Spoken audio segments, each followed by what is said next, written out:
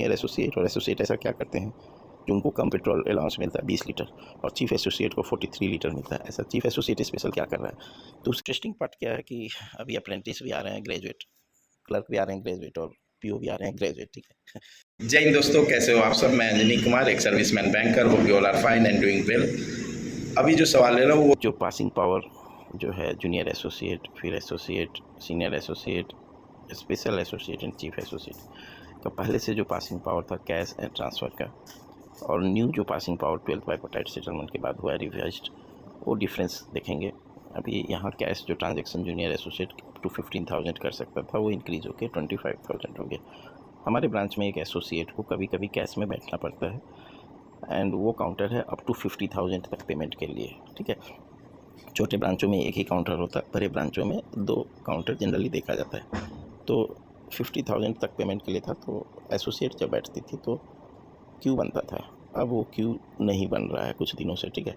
क्योंकि वो पहले 35,000 तक का ही कैश पे कर सकती थी अपने पावर से, जैसे वो 40,000 या 50,000 या 42,000 का पेमेंट के लिए वो जब सिस्टम में मारती थी तो एक क्यू जनरेट होता है। वो क्यू जो है वो आपको अपने से सीनियर किसी को दिखाना होता है, तो इससे क्या है आपका रिस्क कम हो जाता था।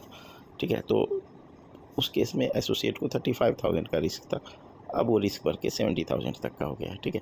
क्योंकि 70,000 तक का पेमेंट उसी से निकल जाएगा। अगर उस पेमेंट में कुछ फ्रॉड हुआ तो nobody else is responsible, only she is और ही इज़ रिस्पॉन्सिबल। तो ये होता है रिस्पॉन्सिबिलिटी जब आपका लिमिट रिवाइज होता है, तो सैलरी के साथ साथ आपकी रिस्पॉन्सिबिलिटी भी रिवाइज होती है। किसी ने मुझे पूछा था कि जूनियर एसोसिएट और एसोसिएट ऐसा क्या करते हैं जो उनको कम पेट्रोल अलाउंस मिलता है 20 लीटर और चीफ एसोसिएट को 43 लीटर मिलता है। ऐसा चीफ एसोसिएट स्पेशल क्या कर रहा है? तो उसकी आप रिस्पॉन्सिबिलिटी देखो। पहले वो 4 लाख तक का कैश पे कर सकता था, 10 लाख तक ट्रांसफ़र कर सकता था। अभी वो 5 लाख तक का कैश पे कर सकता है और 12 लाख तक ट्रांसफ़र कर सकता है। तो 5 लाख तक का पेमेंट पे अगर कुछ गड़बड़ हुई तो ही इज सोली रिस्पॉन्सिबल, वो अकेला जिम्मेदार होगा। 5 लाख से ज़्यादा पर होगा तो इसके लिए क्यों बनेगा। ठीक है। तो कोई फ्रॉड पेमेंट ना हो, ये एक रिस्क रहता है। एंड जैसे जैसे आप प्रमोट होते हो फिर आपकी ये कैश की और ट्रांसफ़र क्या है, आप चेक ट्रांसफ़र करते हो दूसरे अकाउंट में, तो चेक ट्रांसफ़र में भी फ्रॉड होने के चांसेस होते हैं। ठीक है। तो ये चीज़ें रिस्क फैक्टर की वजह से ये जो है आपको फिर सैलरी में अलाउंसेस भी वैरी हो जाते हैं। स्पेशल अलाउंस जो है वो आप देखोगे चीफ एसोसिएट का काफ़ी ज़्यादा हो गया एंड जूनियर एसोसिएट का कम है, एंड वो धीरे धीरे ग्रेजुअली रैंक वाइज इंक्रीज़ हुआ है। इंटरेस्टिंग पार्ट क्या है कि अभी अप्रेंटिस भी आ रहे हैं ग्रेजुएट, क्लर्क भी आ रहे हैं ग्रेजुएट और पीओ भी आ रहे हैं ग्रेजुएट। ठीक है। So every organization is trying to extract more and more because all are graduates. आप किसी भी पोस्ट में चलो। ये वीडियो इंपॉर्टेंट है जो नए जूनियर एसोसिएट नेक्स्ट वीक 14 अगस्त को ज्वाइन हो रहे हैं। ठीक है।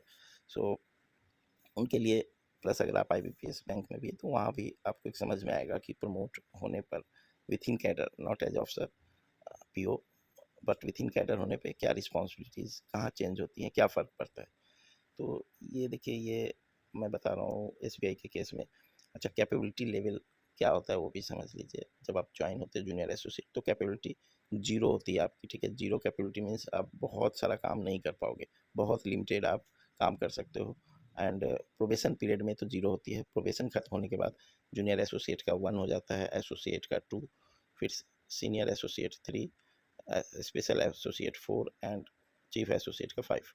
तो मैं जो है आपको जूनियर एसोसिएट फेज निकाल चुका हूँ, एसोसिएट निकाल चुका हूँ, सीनियर एसोसिएट हूँ।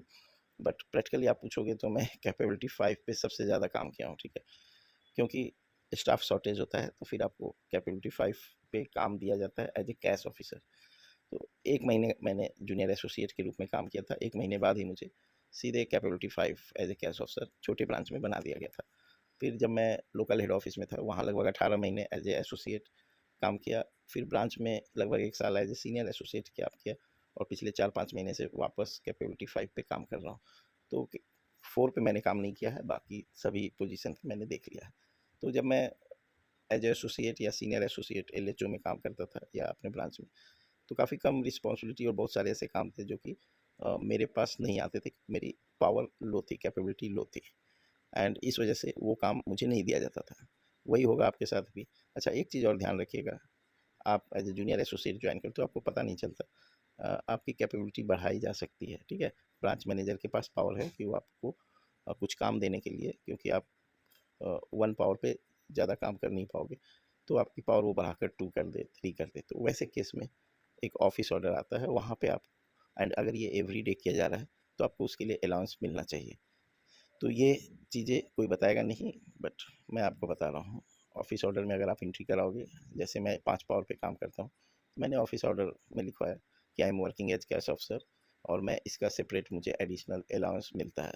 जहाँ मुझे 25 लीटर सीनियर एसोसिएट के लिए मिलता था, यहाँ 43 लीटर पेट्रोल अलाउंस मुझे मिलता है, ठीक है, because of that, and other की allowance and cash officer allowance separate. तो ये बात ध्यान रखिएगा। आप जूनियर एसोसिएट होकर अगर एसोसिएट का काम कर रहे हैं, या सीनियर एसोसिएट हाई के लिए आपको अलाउंसेस है, तो वो ध्यान रखिएगा।